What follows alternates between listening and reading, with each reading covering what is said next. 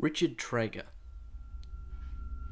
who would one day become known as Dr. Trager, is an antagonist in the game Outlast, who is a sadistic and self-proclaimed scientist who studies biology by brutally torturing and mutilating patients of the Mount Massive Asylum. Prior to his commitment into the asylum, Trager appeared as a slim, tall man with long, curly hair who frequently wore pink dress shirts. Before his involvement in the morphogenic engine experiments, he was head of the business development at Mount Massive Asylum and an executive of the research for the shady Murkoff Corporation. Trager was also a close friend with Jeremy Blair, who is also a high-level executive at Murkoff, who is featured in the Whistleblower DLC for the game.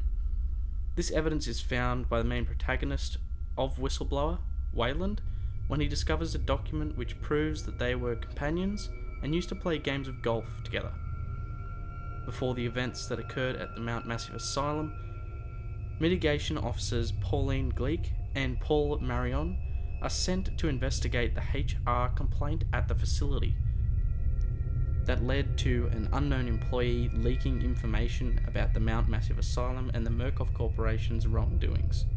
Upon arriving and meeting with Trager, Pauline Gleek noticed that Trager is attempting to hide something as he attempts to appear joyful and happy, stating that he was a team player.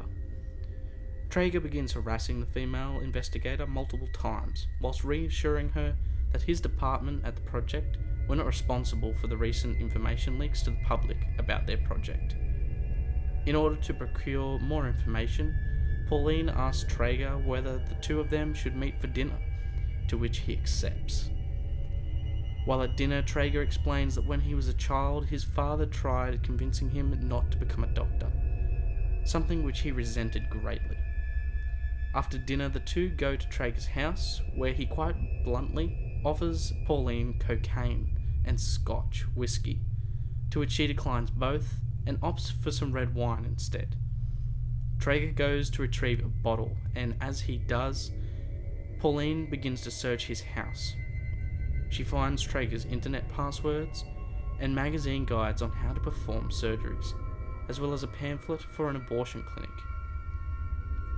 Whilst drinking, Pauline realises a sour taste in her drink.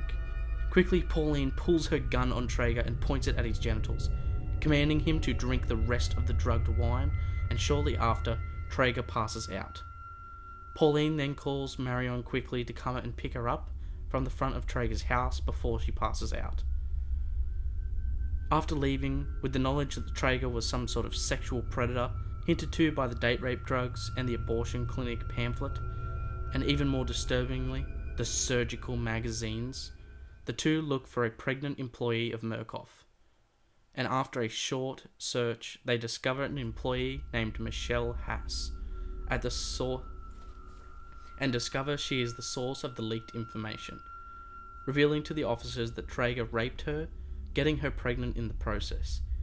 He then gave her an ultimatum: leave her job or get an abortion. Feeling violated and alone, she attempted to blackmail Trager by leaking the project's works under his name to have him fired. Paul Marion prepared a severance package for Michelle in exchange for an agreement of her silence.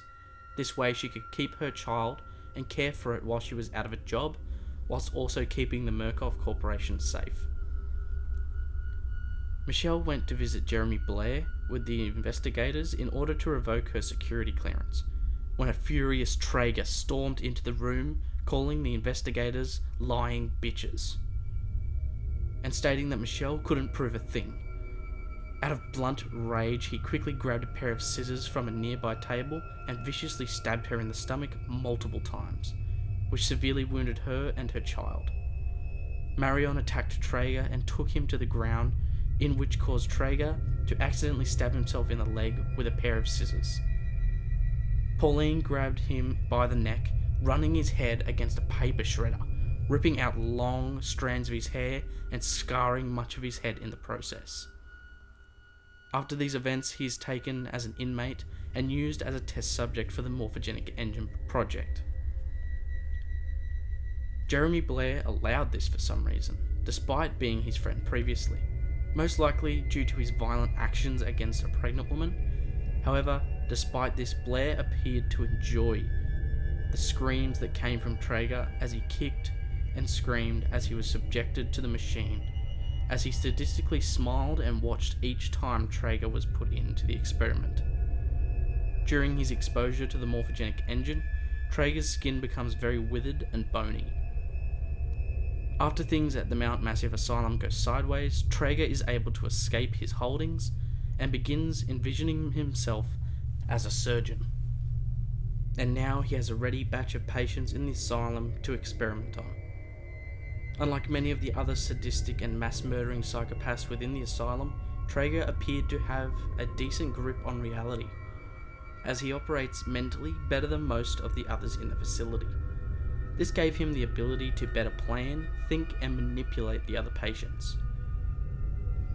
After this, he fashioned himself as a surgeon, owning a blood-stained apron around the front of his legs, which was just dark green patient sheets, whilst not wearing a shirt of any kind, with a tattered and cobbled together surgery mask with a steampunk-esque monocle. He also had a patient's fluid drip wrapped around his left arm that punctured his veins. After killing and mutilating many patients in quite disturbing ways, the newly announced Dr. Trager finds the character Miles, the main protagonist of the original Outlast game, attempting to evade a group of other violent patients. Trager convinces him that the only way to escape is by entering the dumbwaiter at the end of a hallway room. This is a trick, however, as Trager wishes to lure Miles to him. It proves successful, and Trager punches Miles repeatedly after getting out of the dumbwaiter and placing him into a wheelchair, tying him to it. Trager is able to achieve something like this in part because he is capable of intelligent and coherent language and social skills. At first he acts friendly and then reveals his true nature. Trager wheels Miles around the ward level past many victims of Trager's, some still alive and some deceased. He appears to rather enjoy playing surgeon, and at this point he may even believe that he is one. Trager, instead of outright killing his victims, appears to prefer to take parts of their bodies. He takes the tongues of many victims, stating that he is tired of licking his own stamps. Once he brings Miles into the hallway, Trager began to taunt him by offering him freedom, giving him the ability to walk out of the exit door. However, still held in place via the restraints of the wheelchair, Trager pretends to have Miles' permission for them to have an appointment. When Miles fails to escape, they finally arrive at Trager's makeshift operating room, situated within an old bathroom. Miles sees an extensive array of gore and tools. Trager finds Miles' camcorder and decided to film the events about to unfold as he sits the camera on a sink angled at the two. He begins washing his hands and talking with Miles about the pathetic Father Martin and his religious views about the asylum, mocking him in a sense. Soon after, Trager grabs a large pair of bone shears and begins cutting off Miles' index finger and ring fingers. Trager does so in his belief that money has shifted from the gold standard to an article of faith.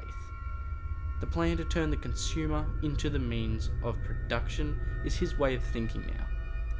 He cuts off the fingers of Miles with the intent to sell them. It's implied that after the mutilation of Miles' fingers, genitals and tongues would have been next, as we do see the quote, "Fingers first, then balls, then the tongue," written in blood around the rooms surrounding the ward. Miles breaks free of the wheelchair restraints eventually and navigates through other operating rooms where patients talk to him, where one is strapped to a bed frame and reveals that he used to be an executive like Trager. The patient then starts hysterically shouting Trager's name, to which Trager reappears to investigate. He kills the patient before heading back to check on his newest patient in Miles. Upon finding that Miles has escaped his restraints, an enraged Trager begins frantically searching the area, high and low, for Miles. After a couple of close encounters, Trager hears Miles begin to operate the elevator, and as the elevator descends, Trager breaks through the door and attempts to kill Miles with his massive bone shears.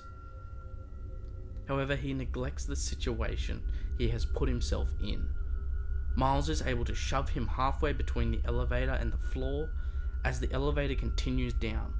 This traps Trager via his torso as he is crushed to death in the process of the elevator trying to move to the next floor.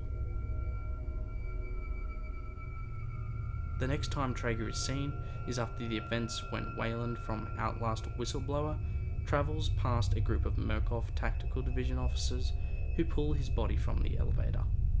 Trager put on a facade that he was a very upbeat and friendly man, who loved to joke around and was always in control of his emotions. However, he had a much darker side. Richard Trager is in reality a sadistic, murdering psychopath who took great delight in torturing basically anyone he came across. Through his dialogue, beliefs, and writing in the game, it is realised that he believes in money as of great importance above all else, and his scientific endeavours are based around making as much money as possible by harvesting parts of his patients' bodies and attempting to sell them. This also quenches his longing of discovery in the search of biological knowledge through his experiments of those he captures. While he seems to be able to maintain polite and upper-class personality when torturing his victims, certain events will cause him to have mental breaks, such as people revealing that he is a rapist, and when Miles escapes his operating room, we see Trager devolve into a bloodthirsty maniac, screaming profanity-filled rants and yelling that he cannot stand quitters. Well, I hope you guys did enjoy. If you liked the video, please leave a like. If you want to see another one of these videos, just leave me a comment down in the comment section. If you have an idea for another video, please meet me down in the comment section. And that's basically it for this video, guys, so I'll talk to you guys in the next one. Peace.